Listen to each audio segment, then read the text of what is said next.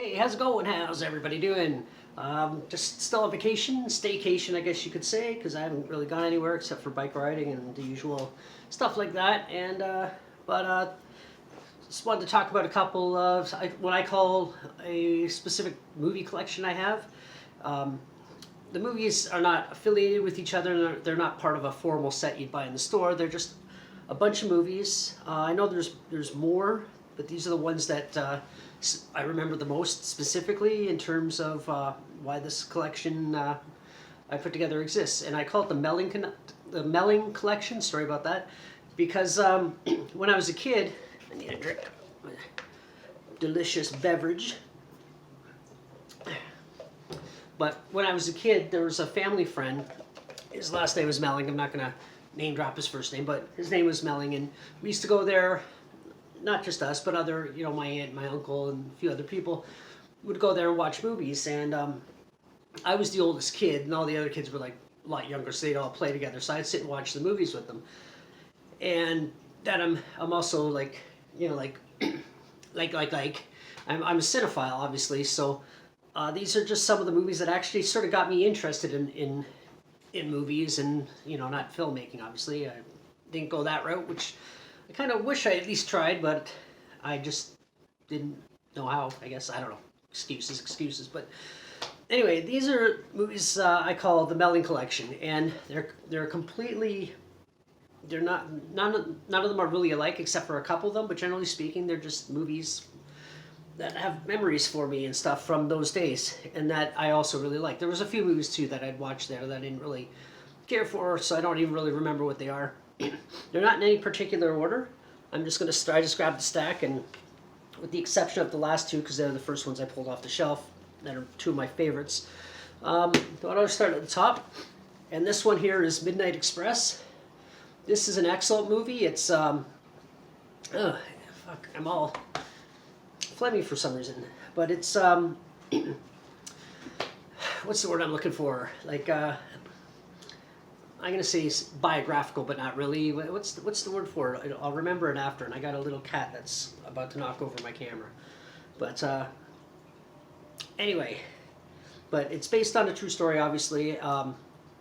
There are some good actors in here, but I'm not gonna go through them all. But there's two in particular I was looking for, but because one of them's name I can't remember just off the top of my head.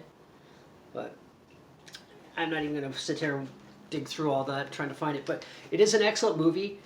Basically, to break it down simple, a guy gets he's in Turkey, he gets caught with trying to smuggle drugs outside of Turkey. I don't know if it was hash or heroin, I can't remember exactly, but anyway, he gets caught as he's trying to get on the airplane, board the plane, and then he gets stuck in the country as a prisoner, and instead of being a short sentence, they want to make an example of him, and they keep him there for years and like a couple decades, I think.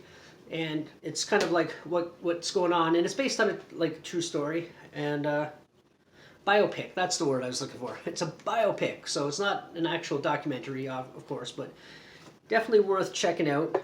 A little bit young. There's a younger Randy Quaid in that movie, and it's interesting to see him doing a serious role before he went to more quirky kind of characters after doing Vacation and stuff like that.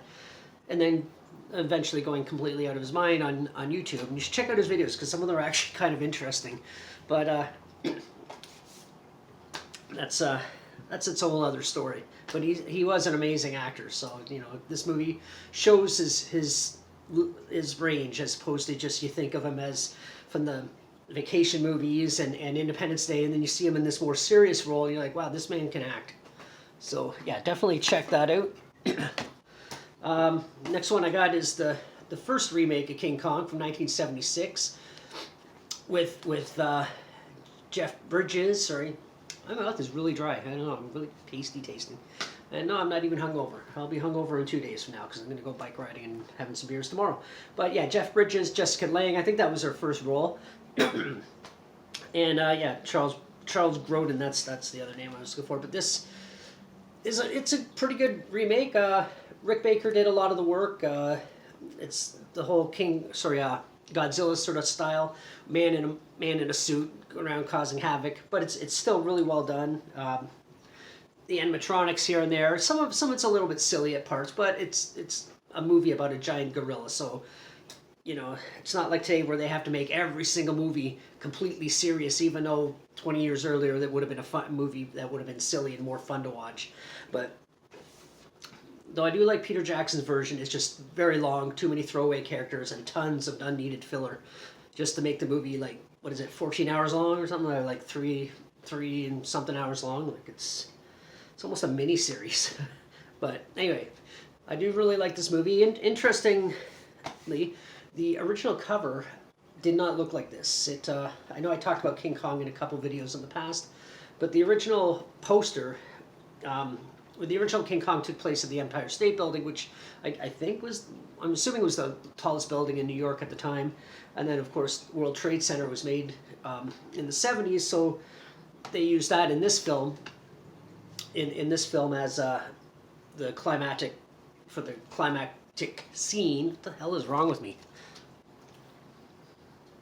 I know I should be drinking water and not that, but too late. But yeah, and the original poster had King Kong spanning. I mean, he was obviously exaggerated in size, spanning the two Tower 1, Tower 2, whatever, and smashing a jet, which a jet never actually attacked him in the movie, so I thought that was weird. But anyway, when after 9/11 happened, and then the movie was released later on DVD, just as out of respect, they got rid of that and then kind of gave it a more generic looking picture. But I didn't buy it for the picture, I bought it for the movie. So anyway, after that we got Bonnie and Clyde, another biopic that's very historically inaccurate, but it's really well done. And I gotta say, Faye Dunaway in the 60s, she was stunning. She was, from what I understand, incredibly stuck up and snobby, but stunning nevertheless. And of course you have Warren Beatty, who was just, women were like loving this guy. He was, major sex symbol at the time. And but it is a good film. It's a funny thing about this film, we watched both these movies in the same night at their house. And then when they turned off the TV, when the movie was over, and then they just put the TV itself back on, this was playing on the actual television. So it's just a little funny thing. And then I remember on the car ride home, my dad said, "Oh, I guess we'll go home and we'll watch King Kong," implying that King Kong would be on TV too, just as a joke. But yeah, it was kind of funny. You also got oh crap, what's his name? He's really famous. Usually plays a tough guy. And Gene Hackman, that's it. Right there, yeah. Gene Hackman in this, one of his really earlier roles, really young in this film. Excellent. And also the other actor, she played the mother on Roseanne. And like Roseanne's mother, she was in All in the Family in a few different episodes. And what is her name? Estelle Parsons, that's it. Estelle Parsons. Usually when I'm doing a video like this, I make notes, and I just didn't bother for some reason. I was just thought I'd wing it. But anyway, I don't think I'm doing that bad. And of course, this one here, Scarface. This is, everyone knows Scarface. The movie is probably one of the most quoted movies of all time, and a lot of people don't know this is actually a remake. The original one came out in the 1930s, but if you watch both the films, you can just sort of see how this is an updated version in it, but it does mirror the original quite a bit, except Cubans, and that one's Italians. This is, cocaine dealer or drug lord, whereas the other one, it was bootlegging and alcohol. But there's not much more I can say about this that hasn't already been said, because the film's so well known, it's so praised, and it is an excellent movie. The acting is really good. The accents and everything else are done very well, and it's probably perfectly casted. I can't imagine the movie being casted with anyone else aside from those the people that are actually in it. So moving on, we go right here. The last couple are in order for a reason, but The Howling. And The Howling, again, it's another movie that's very well known. I just want to see if the inside's any different. No, but Excellent special effects by Rob Bottin or Bottin, however people say. I hear his name being said so many different ways. He's long retired now. He's been retired for ages, but also known for The Thing and a bunch of other films too. But also, you know, he was worked with Rick Baker, so you could see how he got so talented, because you have one amazing talent teaching someone else who also became amazing talent, kind of like Willis O'Brien and Ray Harryhausen, you know, sort of like that. But this movie is excellent. Love this movie, and the special effects are just like, with the exception of a few parts of the transformation scene that are a little bit could be done a little bit better. Usually more has to do with the eyes. When he's changing the eyes, just look off, and it's supposed to be getting taller, but the shadows aren't moving really, so it sort of stands out when you've seen it a few times. But aside from that, it's still an excellent scene. There is another transformation scene that was done as a cartoon, and I'll just say what it is. They're having sex, and they're transforming while they're having sex, and it is, at the time it might have been scary, but even when I watched it as a kid, I just kind of, it didn't really affect me that much. But then watching it as an adult, and you know, it's going from one person, and he's going like, "Rawr," and then to go to the other person, and, and it's just going back and forth like that. It almost looks like it's supposed to be a comedy, and I don't know if you can hear that, but somebody's drilling somewhere. But anyway, I'm surprised the little monkey hasn't come over. Or, oh, there he is. He's behind the camera. But anyway, and then they finished the scene off by using animation, like it's off in the distance, and it's obviously a cartoon, but it's okay. I mean, for the time. But all the other effects in it, and the story, I really like the story in this. I haven't read the actual novel, but it's good. And so I always say, if you like werewolf movies, transformation movies, body horror in a sense, check this one out if you haven't already seen it. Most people have, because it's just a well-known classic, which is going to bring me to the next one, which is An American Werewolf in London. I got 2 copies. Actually, I've had it on VHS a long time ago, but got rid of that forever ago. But this is my first copy of it on DVD, and then I got this better one, 2-disc one with better special features in it. After, I got my, which I pointed this out in a couple of videos, I even did an unboxing video of my Kessler Wolf, which I think is badass. Now, just off topic a little bit here, I watched another guy do an unboxing video of the Kessler Wolf, and his looked weird. Like, it was an earlier version, because this one I just bought a couple months ago, and it didn't have, he was pointing out that it didn't have enough gray on the forehead, which I thought when I was looking at his, and I wasn't really remembering exactly how mine looked like, because it was already up on the shelf, and it had weird eyebrows, like drawn on, angry looking eyebrows, which I thought, that looks stupid. Like, it did look kind of stupid, but how did I not notice that on mine? And then I actually took a look at mine. It's got like the lines where the eyebrows are, you can kind of see them there, but they're not painted white, and mine has the gray on the head. So maybe they just updated it. Maybe someone actually looked at it and said, that's not right. But anyway, I don't own that one, so I'm happy to say I got a good one. But a lot of the effects too are very similar in the transformation. This one here is superior, but this one here, you can see like the stretching of the face. Obviously, that was Rob Bottin, or Rob Bottin. I just call him Robbie. It was Rob. And you can see how, when you see this transformation, how one influenced the other. And so, very, very good. This one here, where all the transformations are done, in most horror movies are done in the dark and things like that, like werewolf movies. This one is done, John Landis, who wrote and directed the film, he wanted the transformation to be done in daylight, so you can see every little bit, everything change, the pain, the cracking of the bones as they're stretching. So that's what makes this one good.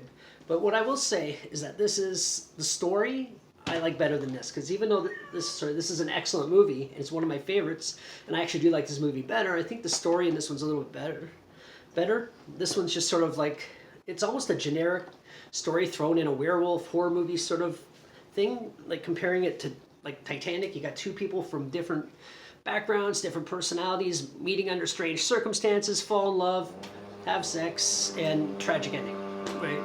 But one's on a boat or a ship, and one's a werewolf movie. But I'm not directly comparing it to Titanic, which is a movie I still love. It's just sort of the same idea.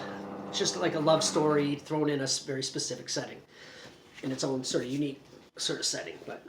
And the last movie I'm going to talk about, and that is the Texas Chainsaw Massacre.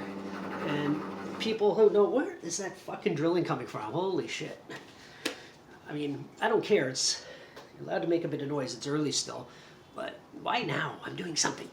But the Texas Chainsaw Massacre, I've had several copies of this. I still have several copies of this, and I do regret getting rid of my VHS copy. It wasn't a classic one that was worth anything, but it was just another copy that I could have had just for the sake of having it in my collection. But anyway, this was the first one I got. It's just pretty generic. There's not much going on in here, but I remember watching this, and it was one of those films that I was so like, what the fuck did I just watch? Even as a kid, like it was just so like crazy. And then I loved it. You know, this is the second one. I got my Steelbox copy. I've had this for years. And then I got the 40th anniversary version, which has the Blu-ray and the DVD versions on it. A lot of effects, and there's actually a really good copy of this that exists, a box set, and it's like got a few extra DVDs in it. As far as I know, it's shaped like the Black Maria truck at the end of the movie. I think it comes with like a Leatherface butcher's apron or something, or some other like goodies thrown in there. And I've been trying to find that one, but I know that now because it's a few years old now, so it's going to be probably expensive, and I probably wouldn't buy it anyway just for that reason.